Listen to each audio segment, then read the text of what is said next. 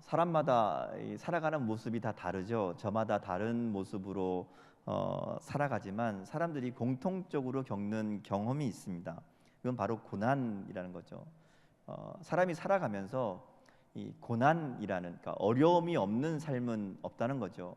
사람의 삶의 모습은 다 다르고, 어떤 사람은 뭐 부자로 살고, 어떤 사람은 가난하게 살고, 어떤 사람은 능력 있게 살고, 어떤 사람은 능력 없는 삶을 살기도 하지만, 또 어떤 사람은 나이가 많이 들고, 또 어떤 사람은 어리기도 하지만, 그렇다고 해서 그 사람들의 삶 속에 고난이 없지는 않다는 거죠. 다 누구에게나 고난이 있습니다. 그리고 중요한 것은 신앙이 있다고 해서 고난이 없지 않다는 거죠. 근데 오히려 신앙생활을 제대로 하면 할수록 더 큰 어려움들을 만나게 되기도 합니다.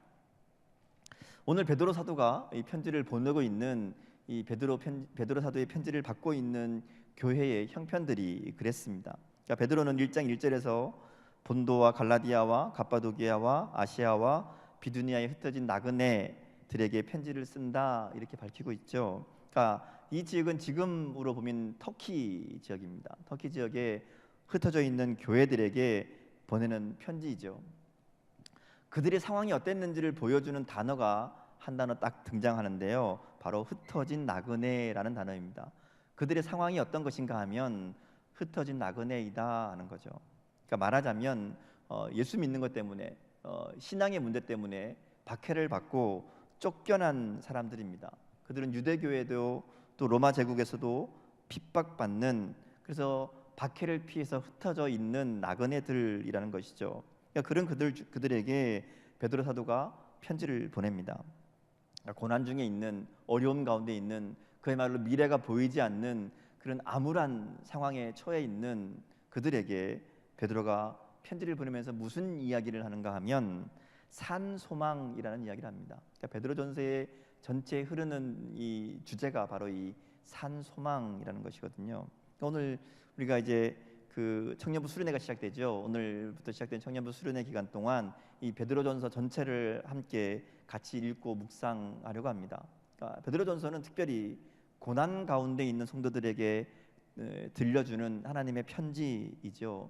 특별히 신앙의 문제로 박해를 받고 나그네의 삶을 살고 강제로 흩어져서 고향과 자기의 집을 떠나서 살고 있는 정말 나그네와 같은 삶을 살고 그들에게 전해주는 메시지라는 거죠.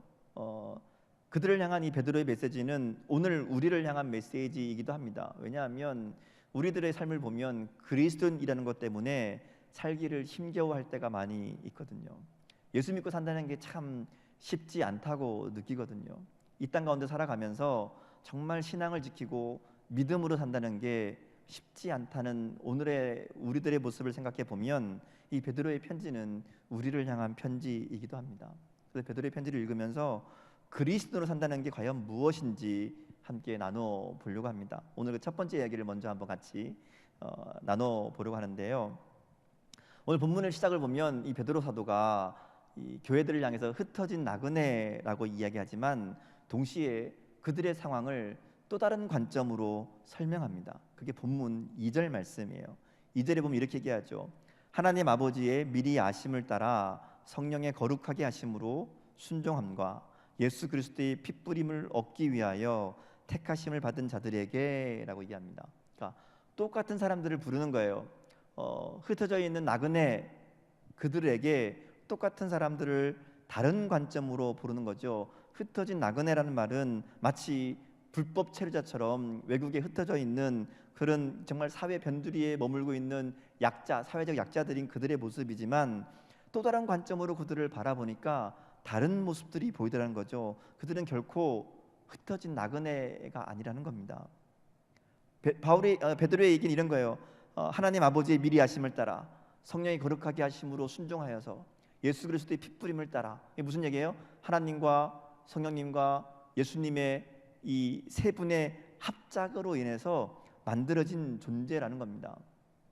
그냥 우연히 흩어져 버린 존재들이 아니라 삼위 하나님이 합작해서 선택한, 말하자면 하나님의 계획 아래, 그리고 예수 그리스도의 십자가의 은혜를 힘입어서 성령님의 인도하심을 따라 구원받은 그야말로 하나님이 공들여 만든 존재들, 그들이 바로 너희들이다, 그렇게 얘기하는 거죠. 그래서 본문 3절을 보면 찬송하리로다 이렇게 시작합니다. 찬송하리로다. 베드로는 예수님을 믿는다는 것 때문에 흩어져 있는, 그리고 고난당하는 나그네와 같은 성도들에게 하나님을 찬송하자 이렇게 얘기합니다. 고난과 찬송은 사실 잘 어울리지 않죠. 고난에는 탄식이 어울리고요, 고난에는 이 울부짖는 기도가 오히려 어울릴지도 모릅니다. 근데 베드로는 고난 가운데 있는 자들에게 우리 모두 하나님을 찬송합시다, 찬송하리로다 이렇게 얘기하는 거죠. 고난 가운데, 어려움 가운데, 정말 절박한 상황 가운데 있는 그들에게 우리는 찬송할 수 있다, 찬송하자, 그렇게 얘기하는 겁니다. 그러면서 베드로가 이어지는 내용에서 왜 그럴 수 있는지, 왜 고난 가운데서도 기뻐하며 찬송할 수 있는지 그것을 설명합니다. 그게 베드로 전서의 사실은 주제이기도 하죠. 하나하나 살펴볼까요? 첫 번째는 산 소망을 얘기합니다. 제가 베드로 전서의 주제가 이 산 소망이라고 그랬죠. 살아있는 소망. 산 소망이 있기에 기뻐할 수 있다 이렇게 얘기합니다. 소망이란 것은 보통 사람들이 기대하는 거죠. 그렇죠? 사람들마다 소망이 있습니다. 누구나 갖고 싶은, 이루고 싶은 소망이 있죠. 잘 되고 싶은 소망, 성공하고 싶은 소망, 부자가 되고 싶은 소망, 건강하고 싶은 소망, 그렇죠? 근데 문제는 신앙도 그렇다는 거예요. 신앙에도 보면 소망이 있어요. 취직하고 싶은 소망, 좋은 대학에 가고 싶은 소망, 돈 많이 벌고 싶은 소망. 이거 뭘로 알 수 있는가 하면요, 여러분의 기도 제목을 보면 알아요. 기도할 때 무슨 기도하는가. 기도할 때 보면 기도 내용이 이런 거잖아요. 좋은 직장 취직하게 해주세요, 좋은 데 가게 해주세요, 돈 많이 벌게 해주세요, 건강하게 해주세요, 좀 더 편하고 좀 더 나은 삶을 소망합니다. 그리고 그런 소망을 가지고 기도하고 꿈꾸며 살아가죠. 그리고 신앙생활이라도 하면, 내가 이렇게 열심히 기도하면 혹시나 이런 소망이 이루어지지 않을까 막연한 기대로 살기도 한다는 거죠. 자신의 욕심이 소망이 된 겁니다. 근데 베드로는 다른 소망을 얘기해요. 그게 소망이 아니라는 거죠. 다른 소망, 욕심이나 막연한 기대가 아니라 분명한 근거가 있는 새로운 소망을 얘기합니다. 3절 말씀을 볼까요? 우리 3절 말씀을 같이 한번 읽어보겠습니다. 3절 시작. 우리 주 예수 그리스도의 아버지 하나님을 찬송하리로다. 그의 많으신 긍휼대로 예수 그리스도를 죽은 자 가운데서 부활하게 하심으로 말미암아 우리를 거듭나게 하사 산 소망이 있게 하시며.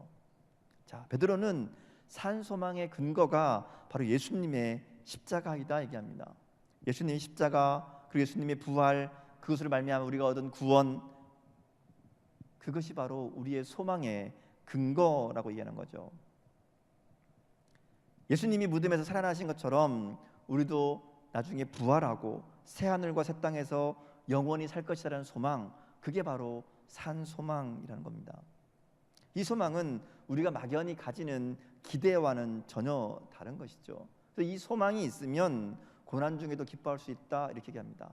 예수님의 십자가, 예수님의 부활, 그로 인해 우리에게 주어진 하나님의 구원, 그것을 내가 가지고 있다면, 그것을 우리가 믿고 있다면, 그러면 우리에게 산 소망이 있다 얘기합니다. 왜냐하면 하나님께서 그렇게 구원받은 우리들에게 새 하늘과 새 땅을 허락하시고 영원한 생명을 주실 것이기 때문에 그렇습니다.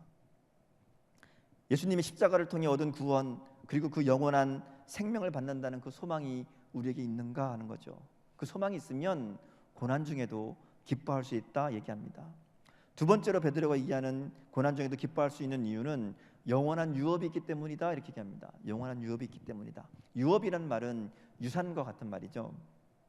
우리는 거듭나는 순간, 구원받는 순간 하나님의 자녀가 됩니다. 그리고 우리들에게는 하나님의 자녀이기 때문에 하나님이 주시는 유산이 있다는 거죠. 베드로는 그 유산을 설명하기 위해서 구체적으로 여러 가지 단어들을 사용하죠. 4절에 보면 베드로는 우리에게 주어진 유업이 썩지 않고 더럽지 않고 쇠하지 않고 하늘에 간직된 것이다 라고 얘기합니다. 뭐 이런 유럽에는 많은 것들이 있겠지만 우리가 가장 명확하게 또 가장 쉽게 생각할 수 있는 것은 우리가 부활한 다음에 받을 몸입니다. 부활하신 예수님처럼 우리도 부활하게 될 것이고요, 부활하신 예수님이 새로운 몸으로 나타나신 것처럼 우리도 그렇게 새로운 몸으로, 부활한 몸으로 영원히 살게 될 것이다라는 약속이 있다는 거죠. 그래서 베드로는 이 유업이 하늘에 있다라고 얘기합니다. 우리가 천국에서 받을 유업은 그 누구도 변경하거나 취소할 수 없다는 거죠. 그래서 그 유업이 있기 때문에 우리는 기뻐할 수 있습니다. 세 번째로 얘기하는 것은 하나님의 능력으로 보호하심을 받기 때문이다 얘기합니다.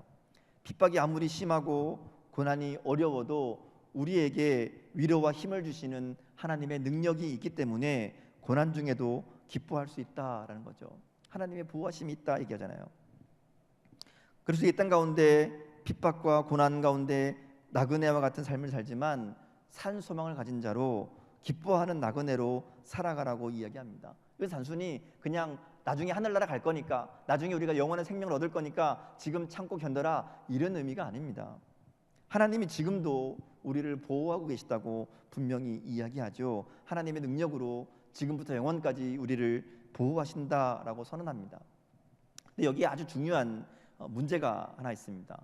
우리에게 그 능력이 잘 나타나지 않을 때가 많다는 거죠. 하나님 분명히 우리를 보호하신다고 말씀하셨는데 우리에겐 그게 아닌 것처럼 느껴질 때가 많이 있습니다. 그럴 때마다 우리는 물어보죠. 하나님, 왜 하나님의 보호하심이 없습니까? 하나님 나를 지키신다고 말씀하셨는데 왜 하나님 나는 그게 느껴지지 않죠? 이렇게 물을 때가 있죠. 이 질문에 대해서 베드로가 그렇게 대답합니다. 5절 말씀인데요. 믿음으로 말미암아 하나님의 능력으로 보호하심을 받았느니라, 이렇게 말하죠. 우리는 종종 하나님의 능력이라는 말에 너무 마음을 빼앗긴 나머지 앞에 말을 놓칠 때가 있습니다.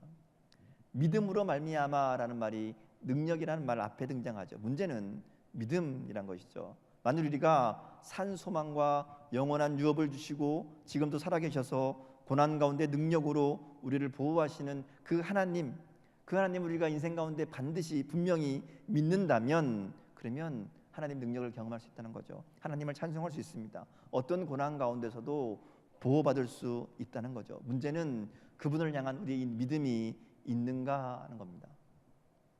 네 번째는 바로 이런 어려움들이 우리의 믿음을 성장시킬 것이기에 기뻐할 수 있다라고 얘기합니다.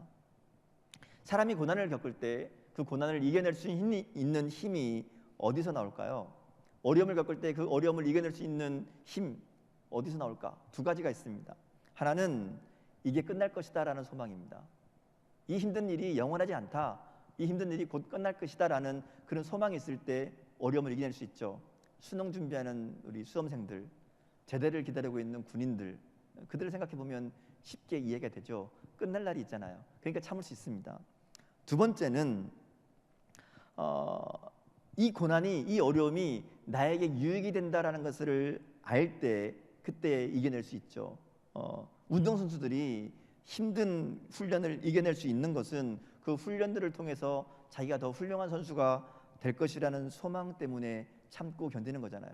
그렇지 않으면 그 어려운 일을 자처할 리가 없습니다. 신앙생활도 마찬가지라는 거죠. 우리 이 세상에서 여러 가지 고난과 어려움을 겪습니다. 근데 우리가 그 고난과 어려움 가운데 좌절하지 않고 실망하지 않고 낙심하지 않고 포기하지 않을 수 있는 이유는 그 고난이 우리에게 유익하다는 것을 알기 때문이라는 거죠. 오늘 하나님이 그렇게 얘기하시는 거예요. 이 고난이 너에게 유익하다. 그리고 이 고난이 얼마 안 나서 끝날 것을 알기 때문에 그렇습니다. 지금 베드로가 얘기하는 게 그런 거예요. 6절, 7절 말씀 보면 이렇게 얘기하죠. 그러므로 너희가 이제 여러 가지 시험으로 말미암아 잠깐 근심하게 되지 않을 수 없으나 오히려 크게 기뻐하는도다. 너희 믿음의 확실함은 불로 연단하여도 없어질 금보다 더 귀하여 예수 그리스도께서 나타나실 때에 칭찬과 영광과 존귀를 얻게 할 것이니라. 베드로 그렇게 하잖아요. 너희 고난은 잠깐이다. 잠깐이다. 잠깐이라는 말은 끝이 있다는 거죠. 이 세상에 우리가 당하는 고난은 절대로 영원하지 않다는 겁니다. 잠깐, 얼마 지나지 않아 끝나고 우리는 그 고난보다 더 귀한 영생을 누리게 될 거란 거죠. 짧다는 말이죠. 또 한 가지는 이 고난이 잠깐이다라는 의미는 이 고난이 곧 끝날 것이다, 끝이 있다라는 의미이기도 하지만 그 고난의 길이가 얼마 되지 않을 것이다라는 거죠. 왜냐하면 하나님은 우리를 잘 아시거든요. 우리가 얼마나 연약한 존재인지 알기 때문에 절대로 긴 시험을 허락하지 않습니다. 우리가 경험해 보면 우리에게 다가오는 어려움들은 보통 짧으면 하루 이틀이고요, 길면 일주일입니다.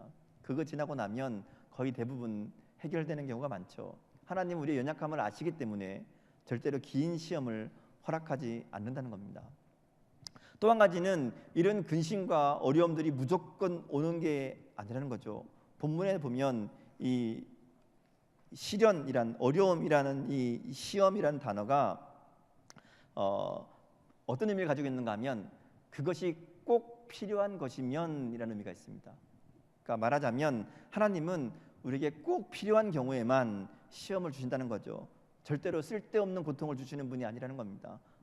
그 시험에는 의미가 있고 꼭 필요할 때만 우리에게 고통을 주신다는 거죠. 그리고 필요하다는 얘기는 우리에게 유익하다라는 뜻이죠. 그래서 하나님이 주시는 고난은 반드시 우리에게 유익한 것이라는 겁니다.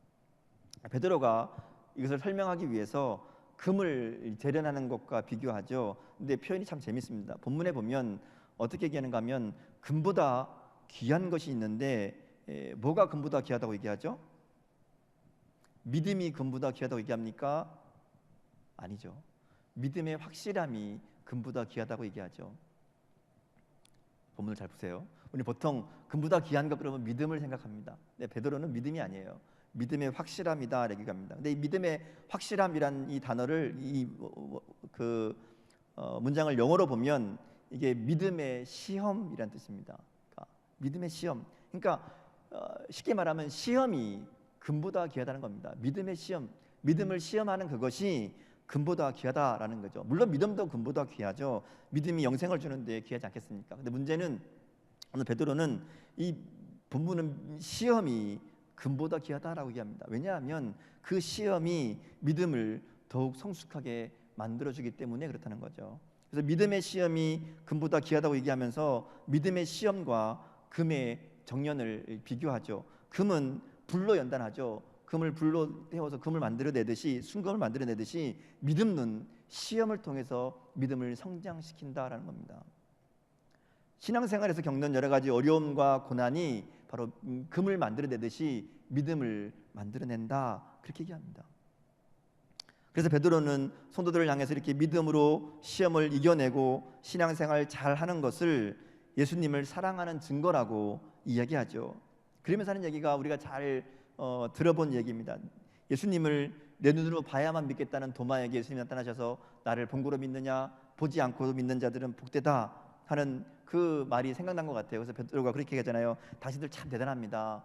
예수님을 만나본 적도 없고 예수님을 지금 만나지도 보지도 못하면서 이렇게 예수님을 사랑하고 시험 속에서도 기뻐하니 참으로 장합니다. 그런 얘기하는 거죠.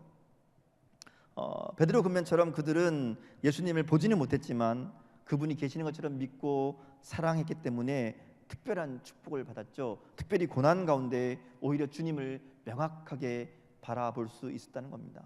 그들이 고난의 시간을 통해 분명한 소망을 마음에 품었고 하나님의 약속을 기대하고 그들을 도우시는 하나님의 능력의 손길을 경험했다는 거죠. 그래서 그들에게 다가오는 여러 가지 시험들을 통해서 더 강한 믿음으로 더 하나님의 보좌로 나아가는 삶이 될 수 있었다라는 겁니다.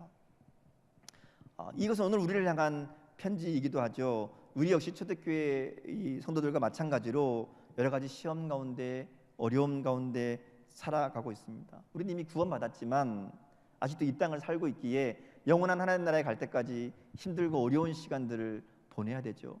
우리가 구원받은 것으로 그냥 끝나면 좋을 텐데 그게 아니라 우리는 구원받았지만 아직 이 땅 가운데 살아가야 되거든요. 하나님 부르실 그날까지 이 세상 가운데 우리의 믿음을 지키고 우리의 신앙을 지키고 살아가야 되는 그런 이 문제 앞에 있다는 겁니다. 그런 우리들에게 베드로가 편지를 보내는 거죠. 고난 중에도 기뻐할 수 있는 이유는 바로 우리에게 이 산 소망이기 때문에 그 소망이 있기 때문에 우리에게 이 고난 중에도 기뻐할 수 있는 그런 믿음이 있다는 겁니다. 베드로가 그런 고난을 통해 그의 삶이 성장했고 그런 고난 가운데 살았던 사람이기에 우리들에게 전해주는 이 메시지가 훨씬 더 강력하고 힘이 있다는 거죠. 오늘 우리는 실패할지 모르는 인생을 살아가고 있는 사람들이 아닙니다. 우리는 이미 영광과 구원을 받은 사람들이죠.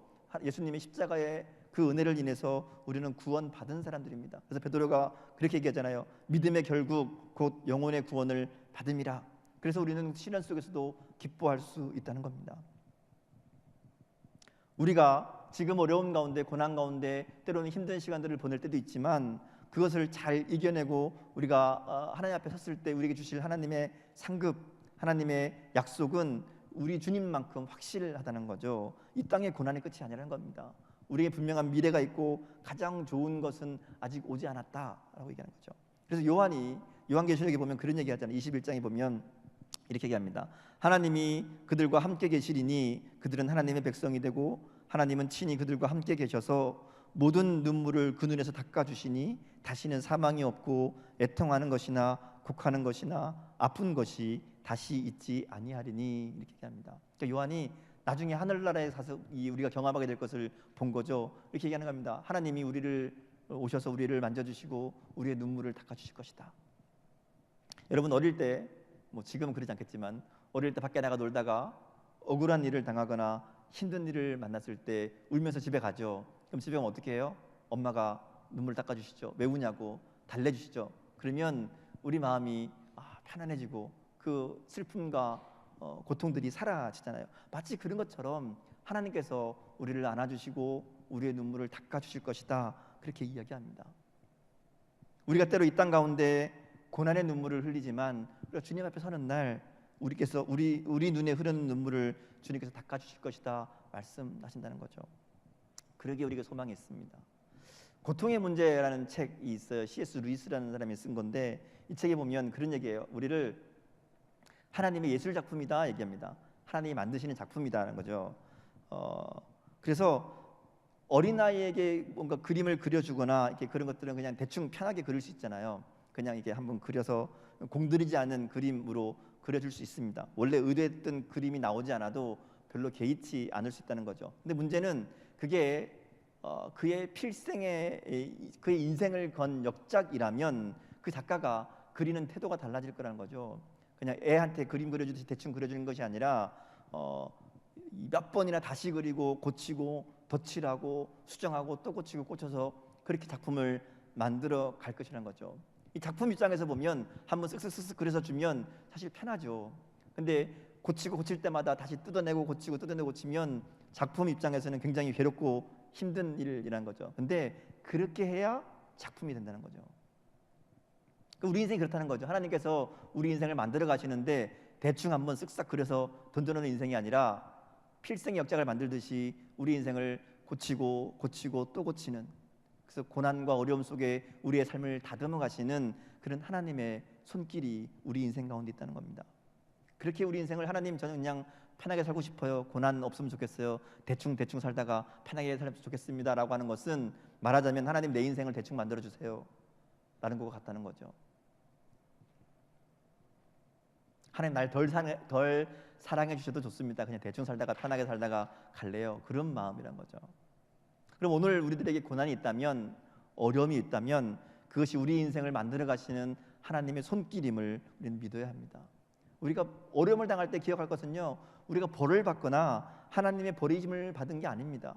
하나님 우리 인생을 만들어 가시는 중이라는 거죠. 참된 그리스도인으로 하나님의 자녀로 우리 인생을 살아갈 동안 계속해서 우리를 연단하시는 시간들이라는 겁니다. 그래서 그럴 때마다 우리를 보호하시는 하나님의 능력을 의지하고 우리를 최고의 작품으로 만들어 가실 그 하나님을 신뢰하고 소망을 가지고 살아가라고 얘기합니다. 그래서 베드로는 계속해서 너희가 택함을 받은 하나님의 사람이라고, 산 소망을 가지고 믿음으로 살아가라고 격려하고 있다는 거죠. 우리 이 땅을 살기 때문에, 또 육신을 가진 존재들이기 때문에 고난 만나면 힘듭니다. 그죠? 근심하죠. 슬프기도 하고 괴롭기도 하고. 근데 우리는 고난 앞에서 무릎 꿇지 않고 오히려 기뻐할 수 있습니다. 왜냐하면 우리들에게 영원한 복을 주시는 하나님 때문이죠. 고난이 좋아서가 아니라 그 고난 가운데 역사하실, 이 고난을 통해 우리 삶을 만들어 가시고 나를 빚어 가실 그 하나님, 합력해서 선을 이루실 그 하나님의 섭리를 믿기 때문에 우리는 고난 가운데 기뻐할 수 있습니다. 이 세상에서 만나는 어려움 가운데 담대할 수 있다는 거죠. 우리에게 천국의 소망을 주시고 우리를 보호하시며 멋진 작품으로 만들어 가시는 그 하나님의 손길을 믿기 때문에 그렇습니다. 주님이 우리의 소망 되시기에 우리는 포기하지 않고 주님의 뜻에 순종하고 담대함으로 믿음으로 살아갈 수 있습니다. 이 믿음으로 주님 바라보고 고난 가운데 오히려 기뻐하는, 그 시련 가운데 오히려 더 담대한 삶을 살아가는 그런 저 여러분의 삶이 될 수 있기를 주님의 이름으로 축원합니다. 함께 기도하시겠습니다. 우리 말씀을